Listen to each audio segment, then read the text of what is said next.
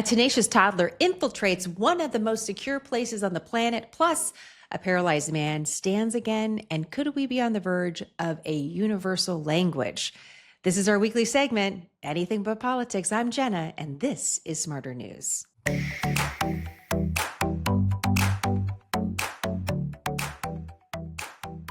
Well, admittedly, I was a little bit concerned about this segment, Anything But Politics. It's our moment during the week to take a break from the regular news cycle, take a deep breath, look at what's going on around us that's not always right in front of us.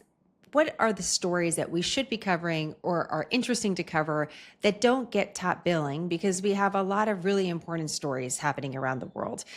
And that's why I felt some hesitancy going into this segment, because so many of these stories that we've covered during the week continue to develop, and I don't want to miss big developments, and I want you to trust us for the big news as well.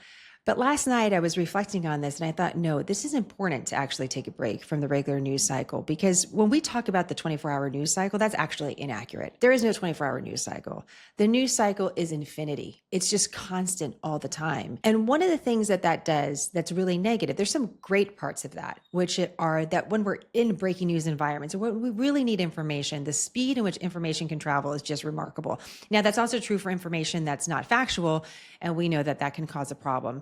But I don't need to tell you that. You live in the world and you see it.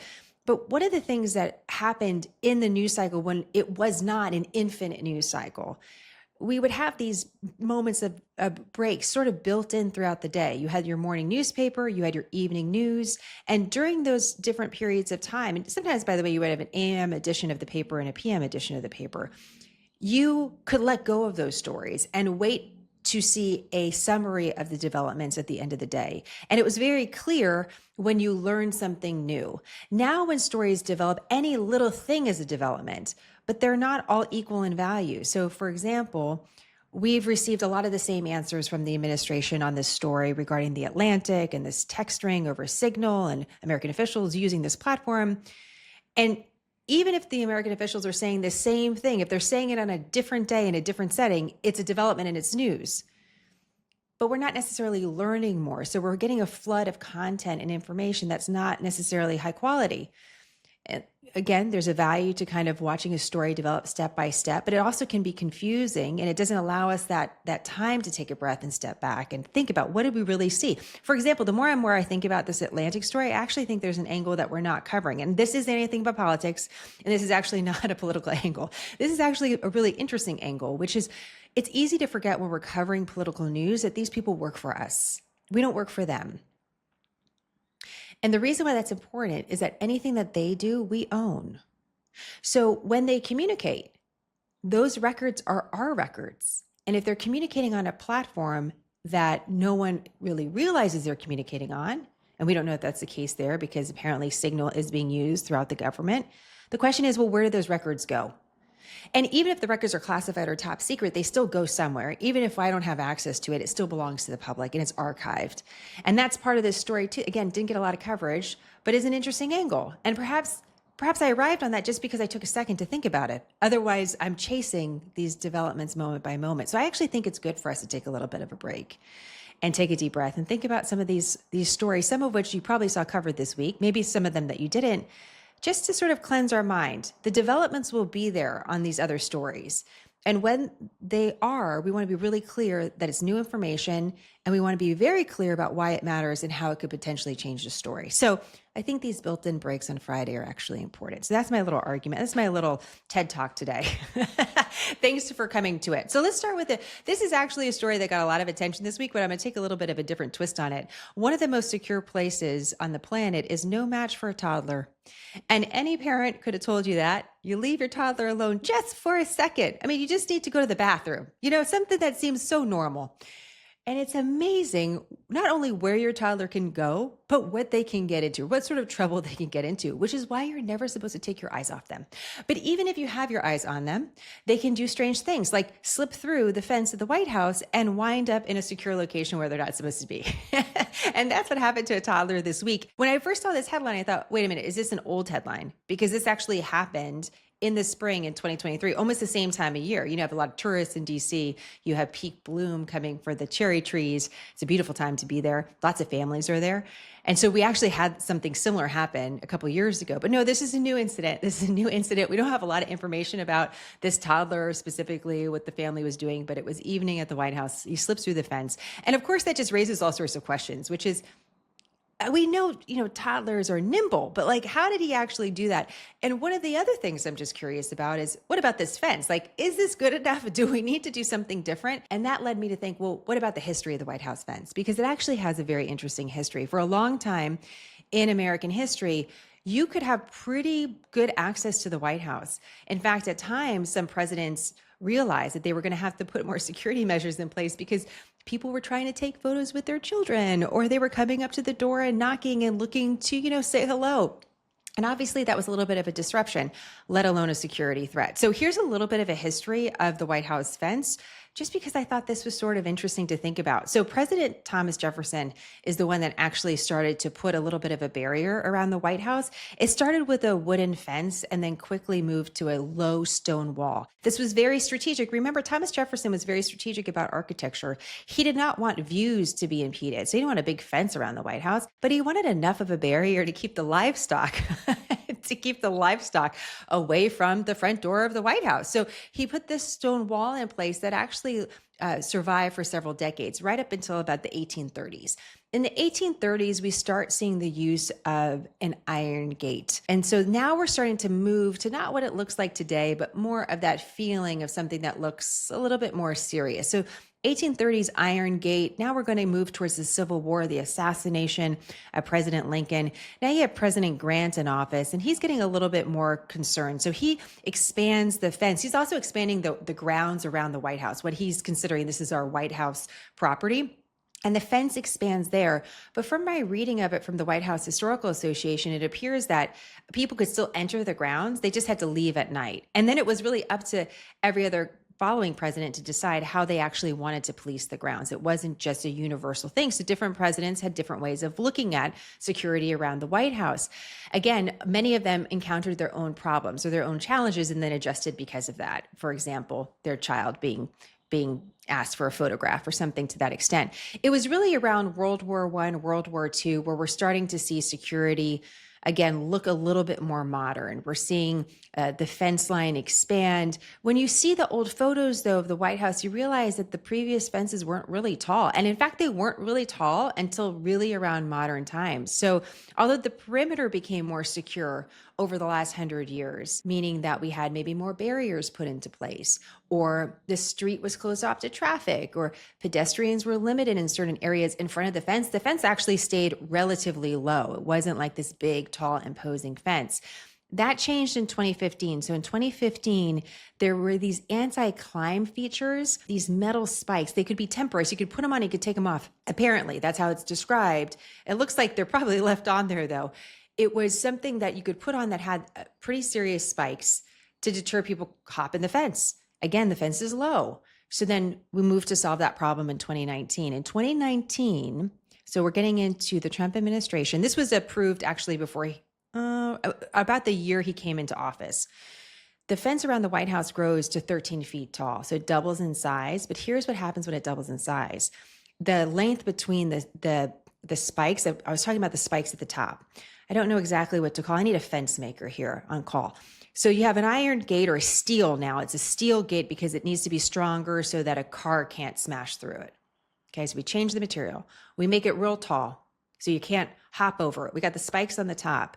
But between each metal spike or the lines in the fence, for lack of a better word, it became a little wider. So it went from about 4 inches to about 5 inches between each line in the fence. And so think about 5 inches. I mean, it's not very big, but could you have like a little toddler head kind of fit through that? Maybe that's part of the reason we're seeing that young children can fit through it. It got a little bit more spacious in between and the toddlers can slip through. We've seen that happen twice. So I don't know if this will change anything. I don't think the toddler was a threat. I mean, it depends. Probably disruptive, a little bit distracting, especially if you're having a serious meeting, but not necessarily a security threat, but it brings up a question about the fence. So Interesting to note, the grounds around the White House have changed over the years, and there was a recent change that we have to ask the question, did that make it more likely for young children to fit through the fence? A burning question that we will investigate further at Smarter News. Okay, another study I just wanted to put in front of you, another story I should say, is about a small study. And I want to preface this is a very small study. There's very limited research. This research is not peer reviewed. These are all things that we look at to say, hey, this is a really crazy study, like really groundbreaking. But it's the fact that there's been a development here that seems astonishing that I just wanted to flag for you. So it's a small study out of Japan using stem cells, and it has reportedly produced what previously many thought would be a miracle, helping a paralyzed person stand again. So let me just read to you. I'm reading from an article in Nature. And this is what it says. A paralyzed man can stand on his own after receiving an injection of neural stem cells to treat his spinal cord injury.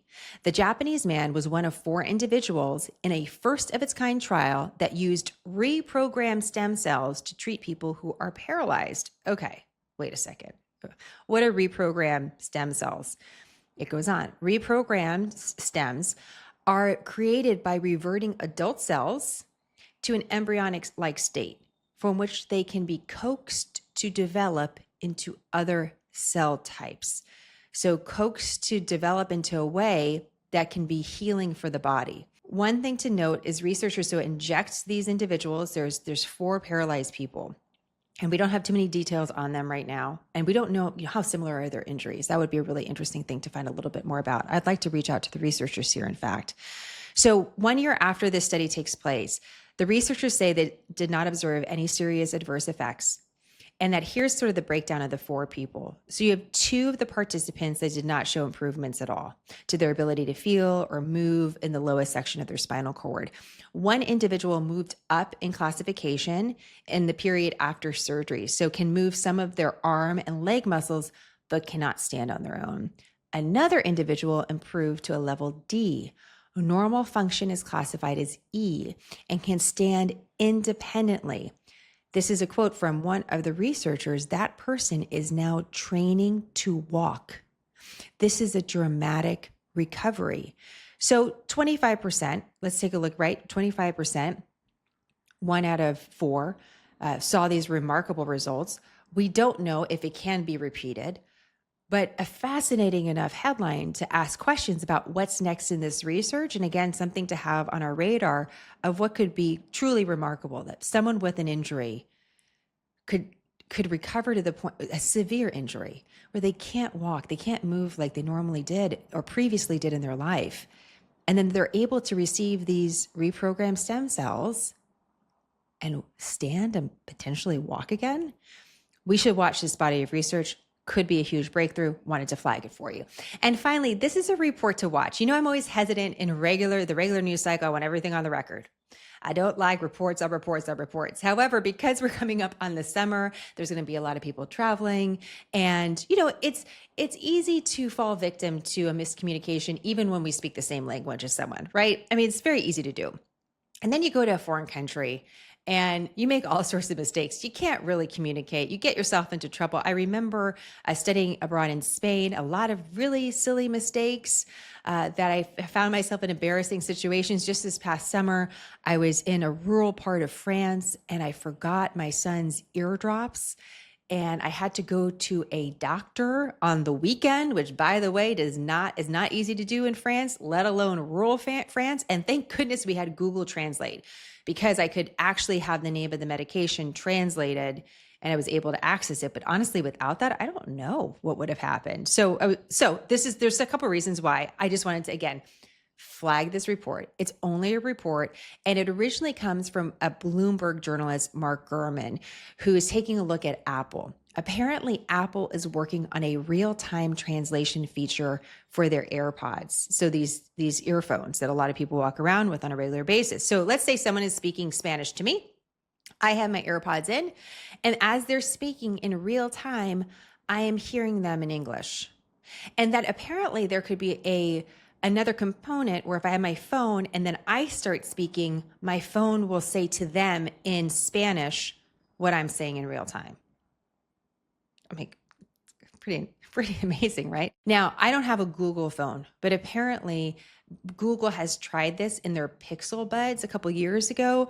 But in general, this technology clearly has been inconsistent. Otherwise, we would all have this already. And so the question is, if Apple, because Apple really dominates such a huge portion of the smartphone market, if this is something that they're able to do with this new operating system that apparently they're going to try to launch by the end of the year, then what a tool. But also, then I'm thinking about my kids learning another language, going to Spanish classes, studying abroad. What happens there? It is interesting when you start thinking or dreaming or telling jokes in another language, there are parts of your mind that start opening up in a way that is hard to explain. It's really special. And we don't want to take that away. But also, if you're in some sort of an emergency, this is pretty great. Now, the question I have is can this new Apple Translate actually just work for people speaking the same language? For example, can they have like a program for husbands? So when your wife says something to you, you hear what she really means rather than what you think she's saying? Like it's like a do. This is what she's really saying, and vice versa. I mean, maybe that's what we should develop. Smarter translation. I mean, why stop with language? Why stop with different language? Let's just talk about what's going on in our own language and own miscommunication. All right, just a couple, again, interesting, different stories to put on your radar this week in our segment, Anything But Politics, because by the end of the week, we need to talk about everything but politics. And that's what we like to do here at Smarter News. Just looking at the news, quick, concise, nonpartisan, and also adding a little something extra at the end of your week to remind us that the world is a remarkable place. It's fascinating. And there's a great deal to be curious about and amazed by. So thanks for being on this journey with us. And I look forward to seeing you next week with some of the big headlines. Have a great weekend.